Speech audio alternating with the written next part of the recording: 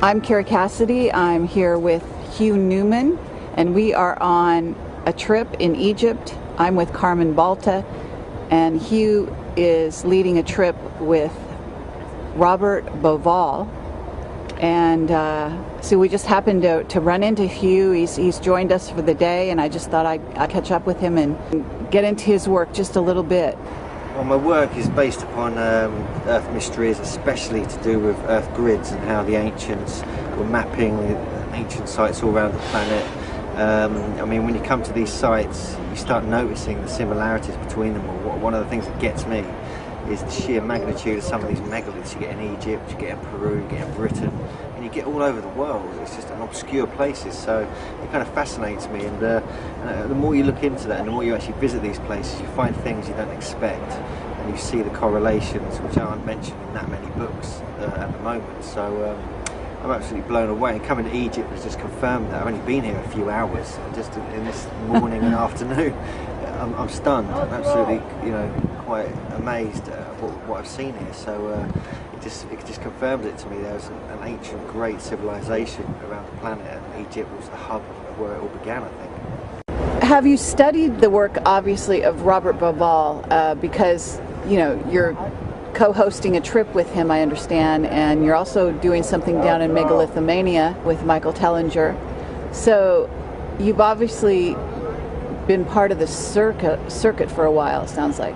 Yeah, I mean, we run a conference in England called Megalithomania every year for the last 5 years now. We get all the top authors and researchers from all over the planet, well-known authors such as Graham Hancock, Robert Bauval, also lesser-known people. And as you mentioned, Michael Tellinger came along and did a brilliant talk this year about his research in South Africa. And so, yeah, I'm quite aware of all the different research that's come out over the years, linking up all these great sites all around the planet. And so Robert Bauval's work I've been following for a decade now, so I really have got quite a good understanding of where he's at. And so, yes, coming here and doing a tour with Robert is a real, it's a real pleasure for me to be involved in that. And we're really coming here from the megalithic perspective, really looking at it from that, looking at how the ancients were working with these great monuments. And so hopefully we're going to have an amazing time here, sort of uncover some lost secrets. How did you get into this? Because I see from the little book that you gave me that you're investigating ley lines around the world. So I'm just curious, how did you get started? I really started with studying crop circles, funnily enough, and then that got me involved in the ancient landscape and how there were always ancient sites. And then I just got the Megalithomania bug, and that was it, about 10 years ago, and it really called me, and I realised, who actually are we? Who are our ancestors who built these places? Why aren't we told about it, with some truth? Because the academic world and the world of television doesn't give the answers we're all looking for. It's not just about the sites themselves, it's about our ancestors and our relatives, really, who built them. And so I got drawn into it through just the Earth mysteries. Another aspect I'm really interested in, apart from Earth grids and the megaliths, is Earth energies. The ancients were working with them, and there's so much proof now that the ancients had a high understanding of this, of the subtle forces that are at work, using telluric energies, different types of earth energies, also water as well, the way water moved and how they harnessed that kind of energy as well, and also fire, obviously. And I think that they used the four elements much more than we do now, where we just rely on electricity for everything. So there's a whole other world, an invisible world of energies to study there, and it's not just to do with what you see with the megaliths. So, in terms of your line of research, can you describe where you maybe started and then where you think you're headed in terms of what you might write if you write a book, another book, or where you hope to go? I think what I want to look at really is looking at all these different types of earth energies and using water and these different elements, and how that I believe they were using it as for fertility purposes, but also for consciousness purposes. And this is something that John Burke and others have looked at over the years. But I think there's a lot more to do with water than people realise. And there's a guy called Buster Nolan who I've just met in England who's been doing research into this. And he's introduced me to the work of Victor Schauberger. And when you start looking at that and then looking at ancient sites again, you realise there's a connection there. And there's even a connection with the way you can actually lift heavy stones when water sits at 4 degrees centigrade, and so the stones will actually float on water at certain temperatures. So there's a whole other world to look at there. And when you come to Egypt, it's well known that there's been lots of water here. There's lots of channels cut into the rock. There's underground passages. There's even a theory that goes way back, and it's actually been properly documented, that they use water actually with pools inside the pyramid. When it got to certain temperatures, the water energy would lift up the rock. I can't remember the name of the researcher. So there's a lot more to look at, I think, than just earth energies. So that's one angle I'm going in at, to sort of explore that. In terms of the places that you might have visited and investigated the ley lines, how do you investigate them, and where on the planet have you investigated them thus far? Well, the thing I find with earth energies and ley lines and earth grids and all that kind of subject, I've got to a point with it where I think a lot of people get to eventually, where you realise you go to all the sites I've visited in the world. I've been quite far and wide to sort of explore this. You get the same things happening. You get exactly the same telluric energies. They move around in spirals. You get underground water that organises itself when the site's been designed in a certain geometrical form. And you get earth energy currents that go across the whole of countries, even all the way around the world, like the Rainbow Serpent, which is an extension of the Michael and Mary energy lines that sort of occur in Britain. And so you realise that you get to a point where there's not much, you can go there with dowsing rods and you can read the energies there, and you're going to get pretty much the same results, I think. I don't think anything more unique is going to come out of that beyond what dowsers have found, geomancers and John Burke and other researchers. And so I feel there's a whole, I think we need to start looking at it from a different perspective, where we start looking at the elements again. This is something I mentioned already. And also with the way sites line up around the planet, there's a whole geodetic system going on, which is something that Giza is specifically really the centre of. And this is what I cover in my book about earth grids. And when you start laying out, where all the sites are on the planet, and start measuring the degrees and distances between places, you find correlations which are quite remarkable, as though they were mapping and they were surveying. And then wherever they chose a geodetic marker, they were then harnessing the energies there. So then this leads into the whole grid theory, that perhaps there is an energetic geometric grid, which is like a self-perpetuating energy system of the planet, which feeds us, and if you tap into it, it's an energy source that can be used for many different purposes. Absolutely. Well, that correlates with the work of Michael Tellinger and the energy in the stones, the fact that the stones are placed in certain parts of the earth in order to facilitate accessing the energies coming up in that particular area of the planet, and then also has to do with the configuration of the stones, making that, opening the channel. I guess for sure. I mean, this is something that I've been looking at, is the positive and negative charge of stones. Again, this is something that Buster Nola's been introducing me to, and John Burke and Philip Callahan and other researchers have covered that over the years. But I think what I keep finding, and something that Buster sort of commented on, is that many of the sort of major ancient sites often bring stones from a long way away, because they have to have a different geology come in, and it's got to be put into a different, like, positive stone into a negative geology in the area. So then it creates a charge, because it's sort of against each other, right, which actually creates the sort of energy itself.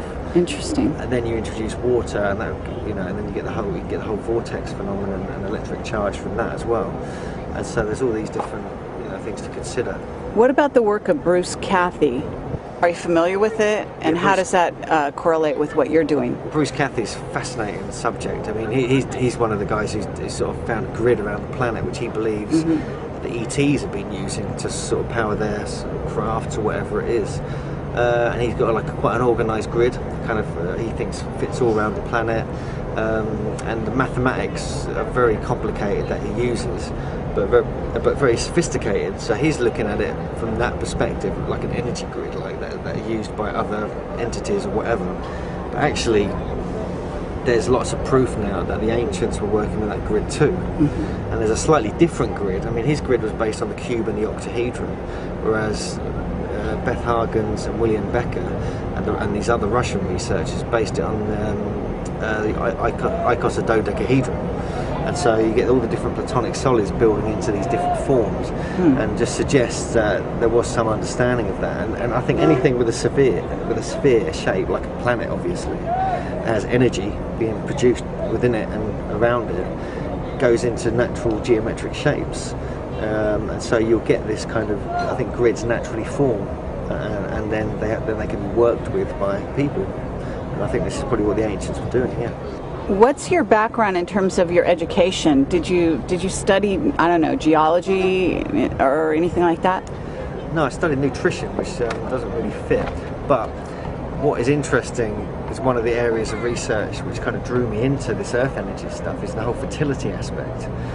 And so when you're applying, this type of rock we've got here at Giza, if you actually sprinkle that powdered onto your garden when you're growing your food or your allotment, you actually get a higher, it puts minerals back into the food, so you get higher mineral content, a higher nutritional value, and it charges the food as well if it's positively charged stone, if it's positively charged. And so you get all these, so nutrition does have a place. And I think the fertility aspects isn't just to do with energy, it's to do with actually getting nutrients from the rock itself and using that, for higher purposes. Because when you've got the proper mineral content in your body and in your brain, your neurons fire properly, and you're fully whole, you become grounded, you become more open, and it works on so many different levels.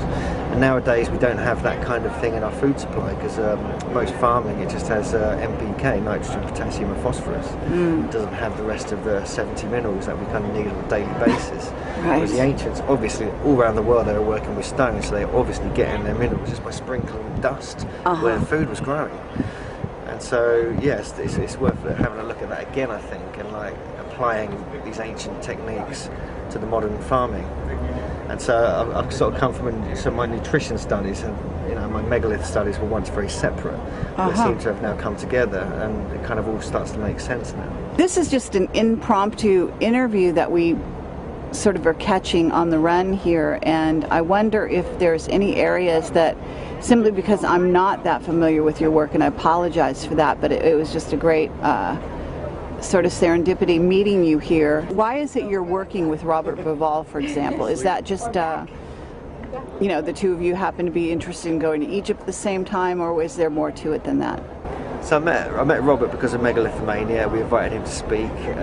Obviously I've been following his work for years, and I introduced him to my work, and we kind of hit it off basically, and I really wanted to sort of come to Egypt with a group of people from the conference and fellows and friends who look at everything from a sort of more megalithic perspective and more sort of scientific kind of perspective from that kind of level.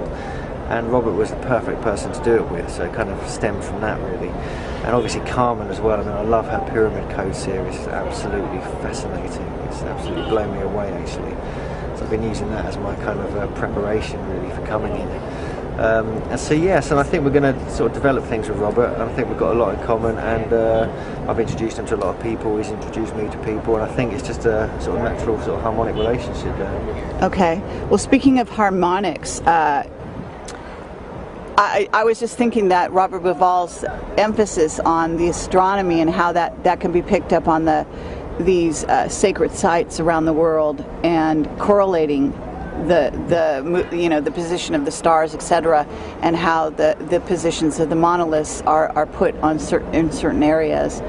Obviously, there's an energetic relationship between, for example, Orion and the Egyptian pyramids and so on.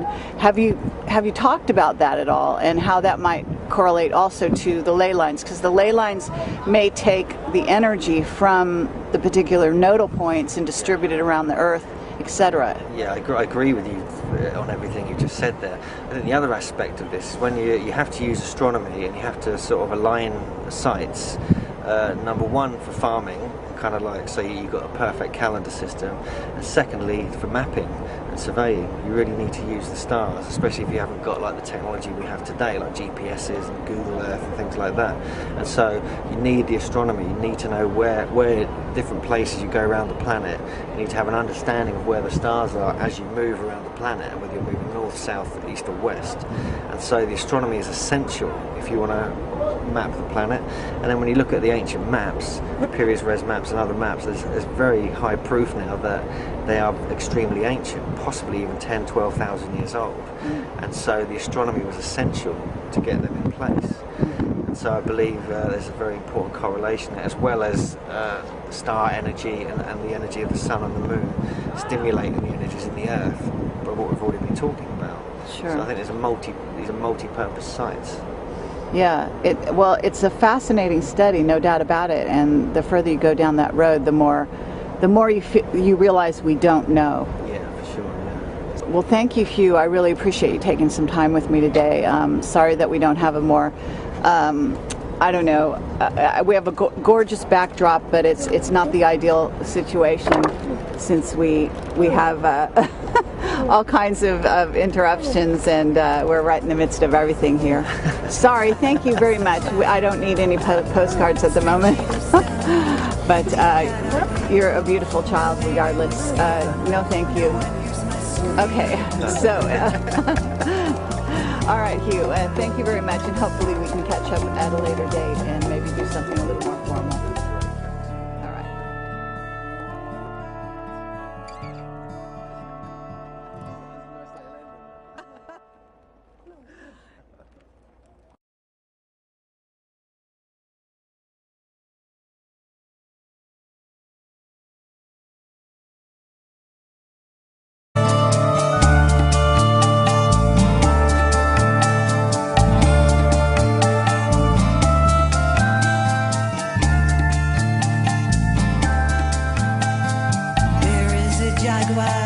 Outside my door, stretched out and purring, waiting for more. Strange shade of stone, deep cat-eye green, no way to escape, no one knows. I'm Kara Cassidy. I'm here. You start noticing the similarities between them all. One of the things that gets me is the sheer magnitude of some of these megaliths you get in Egypt, you get in Peru, you get in Britain, and you get all over the world. It's just in obscure places, so it kind of fascinates me. And the more you look into that, and the more you actually visit these places, you find things you don't expect, and you see the correlations which aren't mentioned in that many books at the moment. So I'm absolutely blown away. And coming to Egypt has just confirmed that. I've only been here a few hours, just in this morning and afternoon. I'm stunned. I'm absolutely, quite amazed.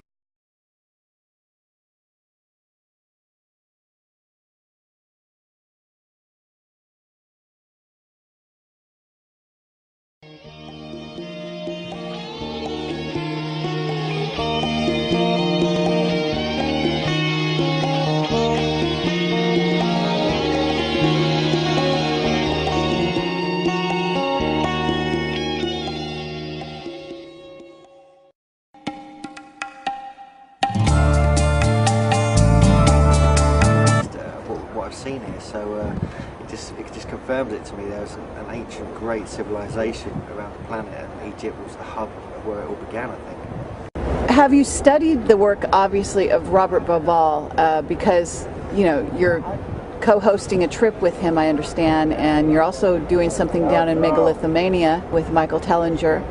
So you've obviously been part of the circuit for a while, it sounds like. Yeah, I mean, we run a conference in England called Megalithomania. We're with Hugh Newman, and we are on a trip in Egypt. I'm with Carmen Balta, and Hugh is leading a trip with Robert Bauval. And so we just happened to run into Hugh. He's joined us for the day, and I just thought I'd catch up with him and get into his work just a little bit. Well, my work is based upon Earth mysteries, especially to do with Earth grids and how the ancients were mapping ancient sites all around the planet. I mean, when you come to these sites,